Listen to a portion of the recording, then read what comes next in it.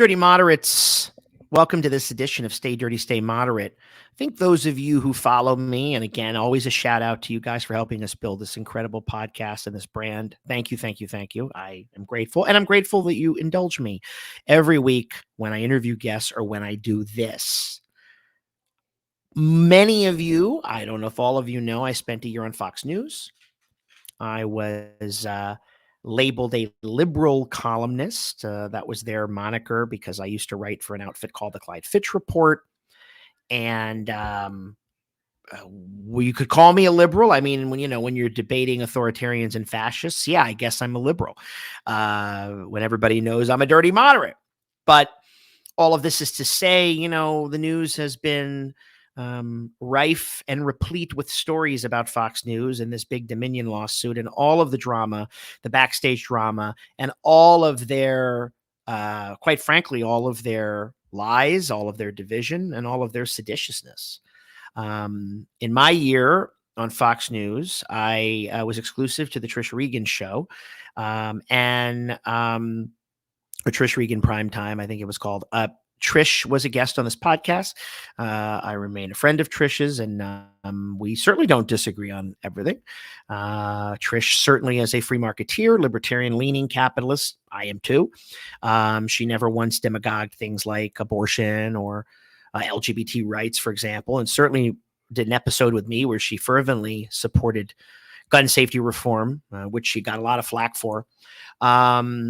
That being said, the majority of people that I met backstage at Fox in the green room, both in the New York studio and the LA studio, seem to be rather tame, maybe is the word, or less than flashy in the way that their on-screen or on-camera personality would suggest. Kind of as if, and this is an analogy, and of course we're talking about democracy, but still I grew up loving WWF wrestling. Okay, the World Wrestling Federation is now the WWE, and the good guy and a bad guy, and they wrestled, and of course it was fake, but they'd get off, they'd wrestle each other and go out to dinner.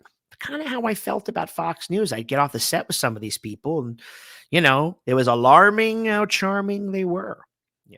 Now reportedly Goebbels was charming too, and he's a propaganda minister for the Nazis. So, one never knows what motivates people, how they are built, how they can compartmentalize. That being said, money's a motivator and the culture war is a motivator. And ever since Roger Ailes, an old ad man who worked for Nixon, felt that there should be a news organization, though this is not a news organization, but an alternative to the mainstream media that advocated for and reflected conservative positions, Fox News started in 1996, and here we are. In the early days of Fox News, it's always been a network of fuckery. It's always been really an entertainment network. But I have to say, in the early years, and for good many years, actually, the news division was really, really, really separate from the editorial division. I mean, you could watch in the daytime, and they had news. It wasn't propaganda all day long. They still pretend that they're doing news, but if there's a story on January 6th, they're talking about, somebody who is trans in an Idaho prison or something, or, whatever they can do. Somebody burned an American flag on at Berkeley campus, so we have no patriots in this country, whatever bullshit they indulge.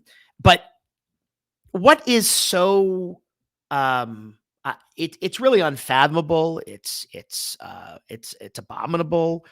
It's unconscionable. You pick a word that when you're hearing about what Fox has done to conspire with and support the big lie that the 2020 election was stolen, that Trump would really, really did win re-election, that Trump was great for the country, and he was so patriotic, and all his policies were great, and he was a unifier, not a divider. All these things that they spewed at me when I was on, the company line, and if I said the Democrats did something good, Trish, to her credit, sometimes had her nuance, but mainly the guest I'd be debating would come back with some right-wing talking point. There's that MAGA playbook. It's like now, right? I was talking to my producer before the broadcast. Everything is woke now. That's the new thing, right? Your car is woke. Your bank is woke. Your coffee's woke. The restaurant's woke. The bar is woke. Walmart is woke. I mean, I'm making all this up, but not really. right? The point being is if you repeat a lie over and over and over and over again, it becomes marinated into the ethos or the ether, excuse me, and it becomes many people's ethos. It becomes many people's mantra. It becomes not menacing. It becomes mainstream. It actually becomes, even when it's crazy, it becomes a debate point rather than something to be completely discarded, ignored, and reviled, right? Which it should be. Anybody who says the 2020 election was stolen is unfit for office. And Donald Trump, based on that lie, because he is the greatest threat to democracy this country's ever faced, as a narcissistic crybaby who couldn't lose, and he was willing to take the government down, our society down, the Constitution down, invalidate 81 million votes, all of that for his own gain. But he had willing accomplices in Fox News. I'm not telling you anything you don't know, but it cannot be repeated enough how dangerous this is. And specifically Tucker Carlson, the traitor, and Laura Ingraham and Sean Hannity, all these text messages that have been revealed to such an extent shows you the evil of the fuckery. Okay, documents released in this past weeks about the defamation suit, okay, that's been filed against Fox News by Dominion Voting Systems. This is a $1.6 billion lawsuit, by the way, reveals communication, right, between Fox's stars like Tucker Carlson and the top brass actually expressing disbelief that Trump could go around saying the 2020 election was stolen, even as they promoted those lies on air night after night after night. Now, regardless of what happens with this case, and it's complicated, some people are saying this doesn't even necessarily hurt them legally, you know, their inter-corporate communications, but nonetheless, Tucker Carlson, he's got a problem, you'd think, and you never know, because they sink lower and lower and lower. I mean, there's low as whale shit. And there still seems to be no low. Tricky road here, right? You think Tucker Carlson was a raging Trumpite, a Trumpublican to his core. But actually, no. Here are 5 examples of Tucker's views on Trump from the documents that have been revealed. Okay? These are the contents of the legal filings. Okay? And here we go. On Trump's business history, right? Alex Pfeiffer, who is Tucker's producer, had a text exchange with Tucker Carlson. Pfeiffer says Trump has a pretty low rate at success in his business ventures. Tucker says, that's for sure. All of them fail. What he's good at is destroying things. He's the undisputed world champion of that. Okay? That's Tucker on Trump's business. How about on Trump's plan to skip the inauguration, Biden's inauguration? Tucker tweets, I heard that about the inauguration. He says this to a staff member. Hard to believe. So destructive. It's disgusting, Tucker continues. I'm trying to look away. Okay, let's do more. On his interactions with Trump's team over Sidney Powell, the crazy Trump lawyer, right? This is his text with Laura Ingraham about Sidney Powell, a lawyer for Trump and one of the biggest proponents and promoters of the big lie, of the unfounded claims that 2020 election was stolen. Tucker texts Laura, I had to try to make the White House disavow her being Sidney Powell, which they obviously should have done long before. Ingraham says, no serious lawyer could believe what they were saying. Carlson says, but they said nothing in public. Pretty disgusting. And now Trump, I learned this morning, is sitting back and letting them lose the Senate. He doesn't care. I care. Huh. So he seems to be pissed that Trump is letting them just go out there, right? I mean, he's costing the Republicans seats, and so is Sidney Powell. Okay, on his desire to move on from Trump. Okay, this text comes from January 4th, 2021. These are all between the election and the inauguration, obviously. Tucker is texting with a member of his staff 2 months after 2020 election, right? So January 4th. This is 2 days before the January 6th riot, insurrection, I should say. He is so excited, so relieved. He thinks he's not going to have to cover Trump anymore. Tucker texts, we are very, very close to being able to ignore Trump most nights. I truly can't wait.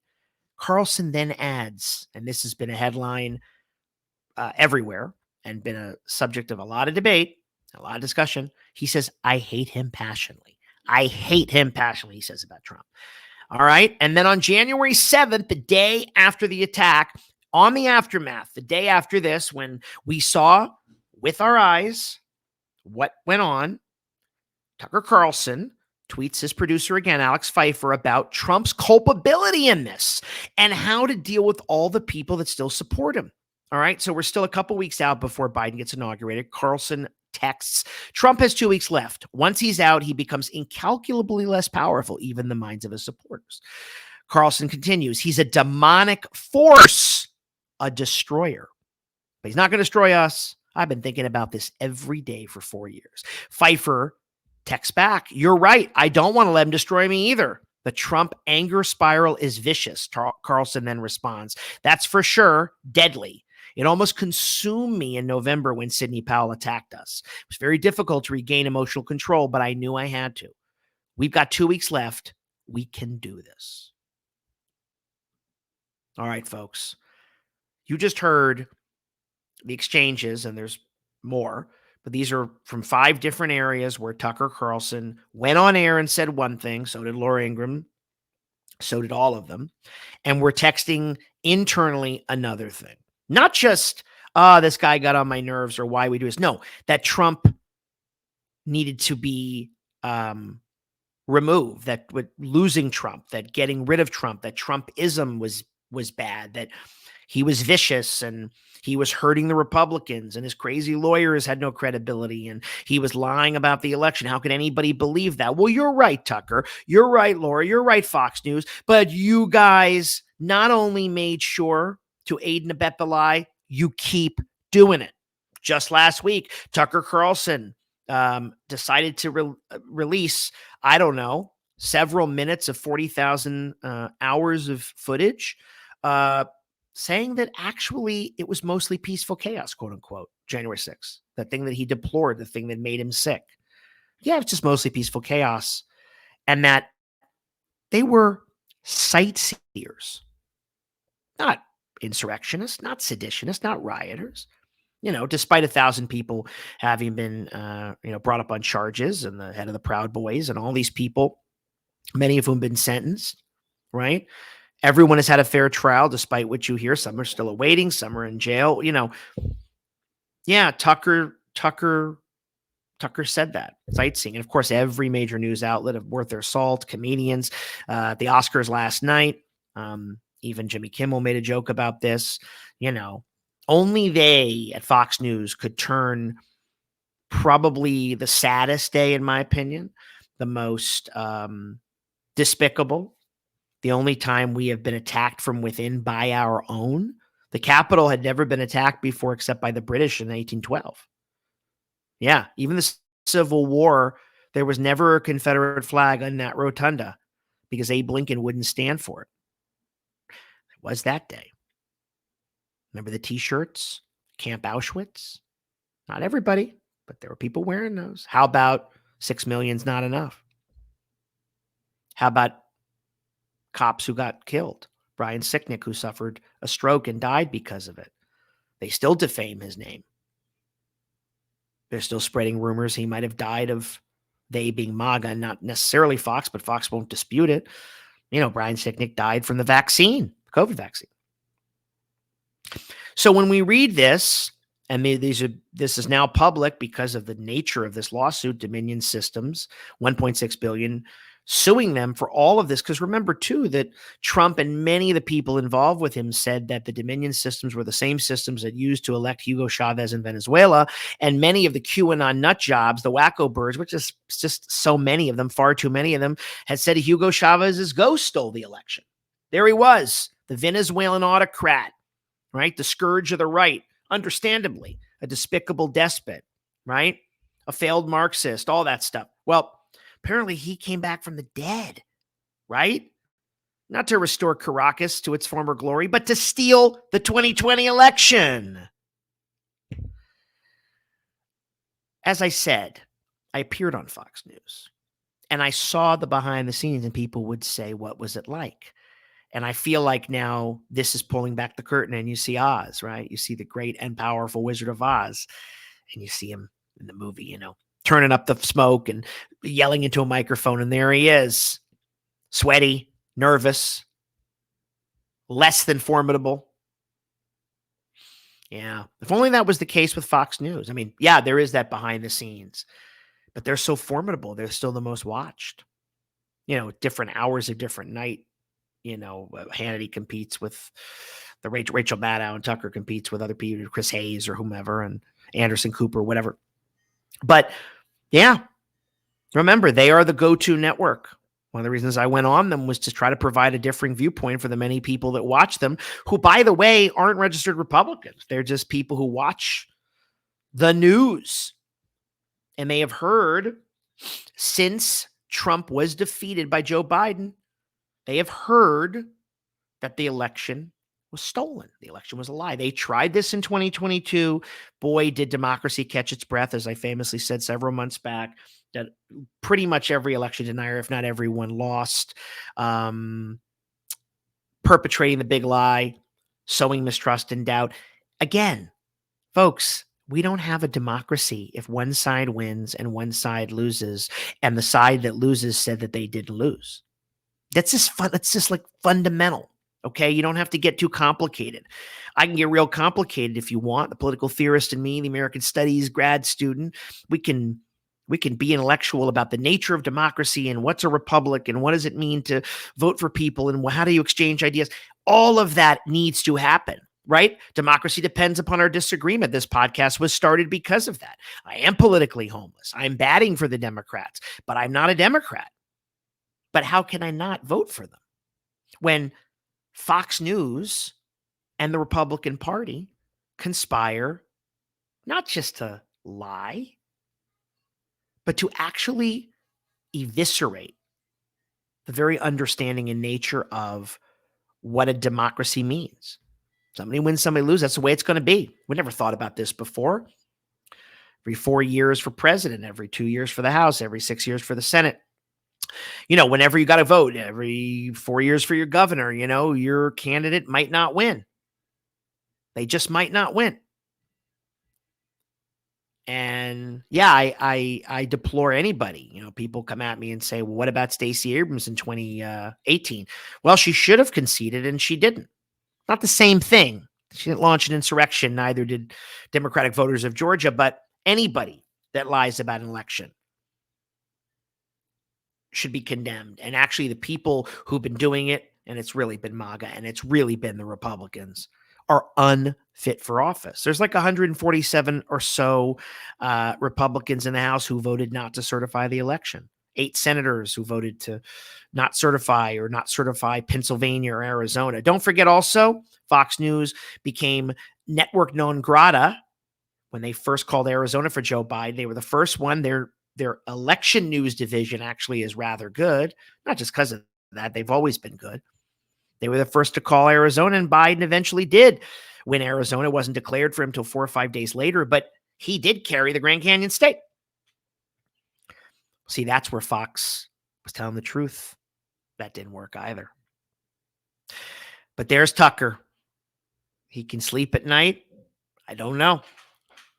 Probably $20 million a year to slime our republic, to undermine, I'd say, the full faith and credit, quote unquote, of this American idea. Because America's an idea. It's been that for 245 or so years, 246 years. And you know what? It's always going to be that. And that means the idea has to be revisited and honed and nurtured, but most importantly, protected. I do believe America, like Lincoln said, is the last great hope of Earth. Never did I think in my wildest dreams that a former president, a defeated one-term president, and an entire network behind him would be accomplices to the American idea's destruction. Lo and behold, and alas, here we are. Folks, I want to thank you for listening as always. Of course, everything Dirty Moderate is available at dirtymoderate.com. all the episodes, lots of newsletters, and so much big content coming our way. On Twitter, we're at Dirty Moderate. Follow us there. We're also that at Instagram, and we're on TikTok. Yeah, we're making a splash over there at Dirty Moderate Nation is our handle there. Anyway, folks, until next time, stay dirty, stay moderate, and of course, stay safe.